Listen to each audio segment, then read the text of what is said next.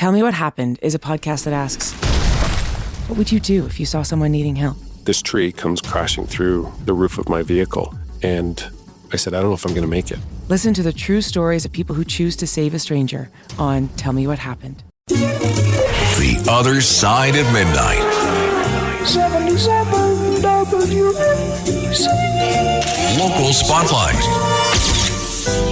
Good morrow, everyone. This is The Other Side of Midnight on 77 WABC. I'm Frank Morano. On September 11th, 2001, our city experienced unimaginable horror, loss, and heroism. We promised to never forget, but 23 years later, the fight for transparency about the air that New Yorkers and first responders and volunteers breathed in the days and weeks following the attacks continues. I've been talking about this, and it's very frustrating, but now there is a new city council bill introduced by Councilwoman Gail Brewer, which is aiming to break that silence, and I strongly support it. The legislation would direct the city's Department of Investigation to finally obtain documents related to the city's knowledge of air toxins after 9/11. For too long, city officials have hidden behind concerns of lawsuits and liability to withhold information about what they knew and when they knew it regarding the dangers of Ground Zero. Several administrations, including Mayor Eric Adams' current one, have refused to release these critical records. What's at stake? The health of first responders, survivors, and countless others who were exposed to the toxic dust and fumes in Lower Manhattan. Since 9/11, more than 125,000 people have been enrolled in the World Trade Center Health Program, and tragically, around 6,900 have died due to exposure-related illnesses. That's more than double the number of people who perished in the attacks themselves. We owe it to these people and their families to uncover the truth, no matter how uncomfortable that truth might be. The city has fought freedom of information requests and lawsuits for years, but this bill, if passed, would force the Department of Investigation to use its subpoena power to get the documents. If we truly mean never forget, we have to hold our government accountable for its actions or inactions when it comes to public health and safety. The public has a right to know what decisions were made behind closed doors during one of the darkest times in our history. The city has nothing to fear from transparency. What it should fear is the continued erosion of trust by keeping these records hidden. This is about more than just lawsuits. It's about justice and healing for those who gave everything to help in the aftermath of 9/11. If we don't act now, if we don't demand transparency, we risk forgetting the very people we promised to honor and protect. Let's get those documents out in the open. Let's live up to our commitment to never forget. To be continued. Running a business comes with a lot of what-ifs. But luckily, there's a simple answer to them. Shopify. It's the commerce platform behind millions of businesses, including Thrive Cosmetics and Momofuku, and it'll help you with everything you need. From website design and marketing to boosting sales and expanding operations, Shopify can get the job done and make your dream a reality. Turn those what-ifs into... Sign up for your $1 per month trial at shopify.com/special offer. The Other Side of Midnight. 77 WABC. Local Spotlight.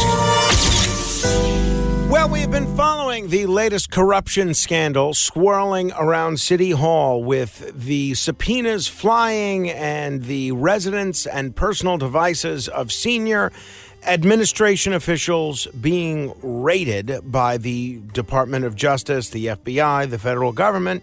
And yesterday, Eric Adams made some comments about his police commissioner for the first time. This is the first time that Adams spoke to reporters, his first press conference since federal authorities raided the homes of the commissioner, the school's chancellor, and other top administration officials. And for the most part, Adams supported his police commissioner. For the most part, although he stopped short of a full-throated endorsement. Here's a little bit of what Mayor Adams had to say. I realize that these investigations have raised a lot of questions and a lot of concerns. There's some serious matters that must be addressed.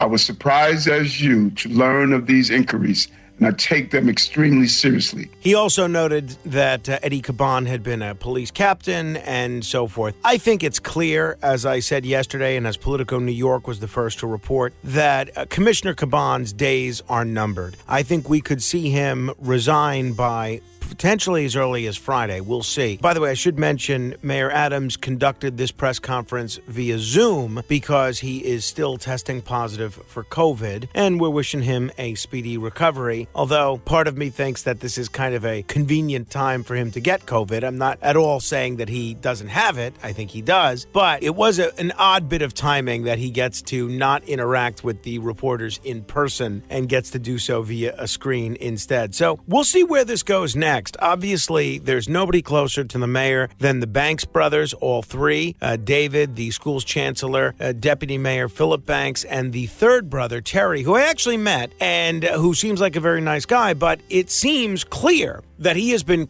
banking, pardon the pun, on his closeness to his brothers and his brothers' positions in city government. And apparently he had started this consulting firm that he's made a ton of money with, a lot of it from people with clients before the city, while he was still working for the MTA, which is interesting. Nothing illegal about that, but it certainly raises questions about appearance of impropriety.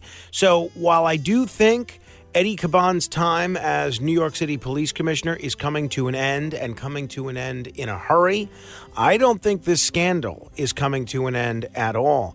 And I think it's going to be very difficult for Mayor Adams to find a way to run for re-election in the midst of all this. I hope I'm wrong, but this is going to be bad news for the administration and bad news for New York City. Beam me up! To be continued. Vacations will never be the same.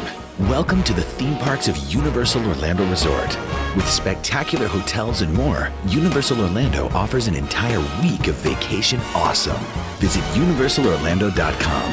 The Other Side of Midnight. 77 WABC. Local Spotlight. Good morrow, everyone. This is The Other Side of Midnight on 77 WABC. I'm Frank Morano. Well, yesterday's House Select Subcommittee hearing on the coronavirus pandemic was everything I thought it would be. It was theater. Former Governor Andrew Cuomo spent his time trying to evade responsibility for the thousands of nursing home deaths under his watch, and Republicans, led by representatives like Elise Stefanik and Marjorie Taylor Greene, were more focused on turning Cuomo into a public villain than asking real questions. I've never been shy about criticizing Cuomo's handling of the COVID pandemic, particularly his March 25th directive that forced nursing homes to readmit COVID-positive patients. That decision, in my view, was catastrophic, and the result was entirely predictable. Thousands of elderly New Yorkers died, and yet Cuomo insists he followed federal guidelines and denies that his actions contributed to these deaths. But this hearing didn't feel like justice. Instead, it felt like a battle of political egos. And unfortunately, the real tragedy, the thousands of lives lost, was overshadowed by partisanship. Cuomo, as expected, blamed President Trump and federal mismanagement. He even opened his testimony by saying, "First, to the families of the victims here today and across the country, I am sorry for your loss, and I believe you are owed an apology because this country should have done better. There is no reason why we lost 1.2 million people, more than any country on the globe, when we have the most sophisticated medical system.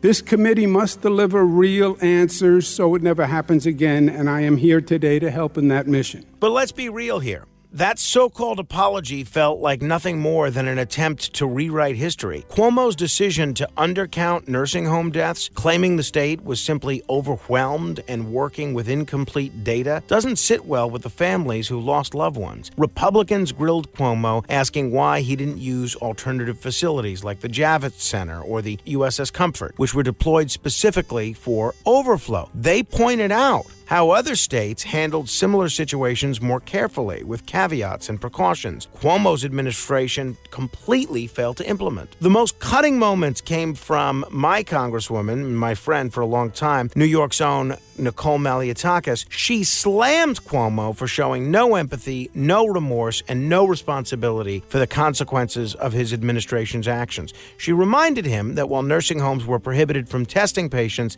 his family was being prioritized with tests. Yes, it was satisfying to see Cuomo raked over the coals. He deserved it for his actions and his cover-ups. But did this hearing actually provide any clarity or solutions? I'm not so sure. Beam me up! To be continued. Bring on your business challenges, the complex ones, the ones that seem to change every day, the ones that are so nuanced no one else could possibly understand them. Bring them all on. Key has a team of banking experts specialized in your industry, always ready to take your call and offer trusted solutions. And we go even further, staying ahead of trends so that you have answers before you even knew you needed them. Bring on your business challenges. Key Bank opens doors. Learn more at key.com/B2B. The Other Side of Midnight. 77 WABC. Local Spotlight.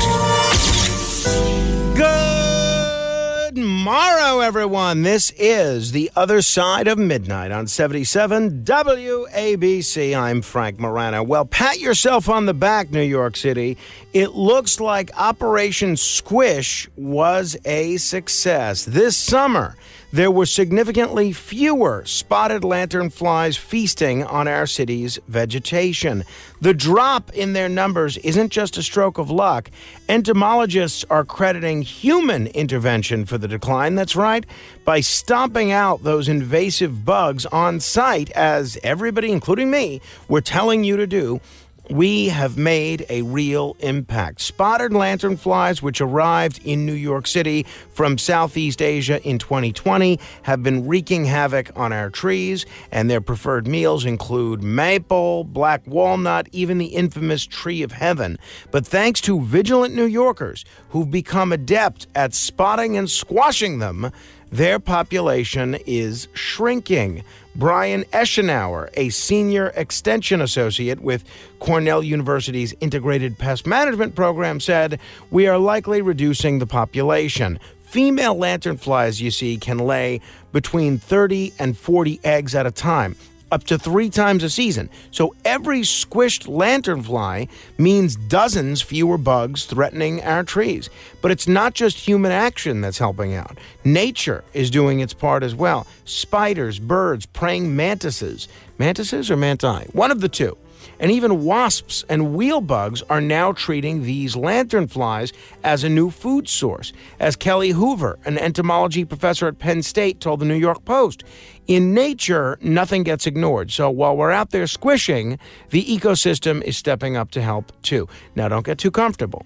The spotted lanternflies haven't disappeared entirely. You can still find them on their favorite host plants throughout the city, but their numbers have dropped significantly from the overwhelming levels we saw in the past couple of years. And the stakes remain high.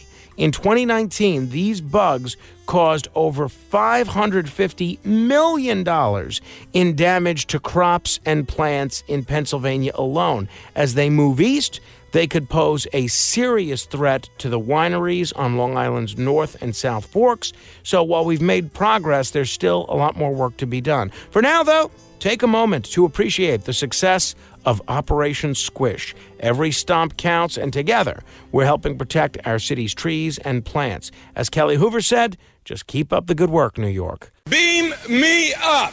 To be continued.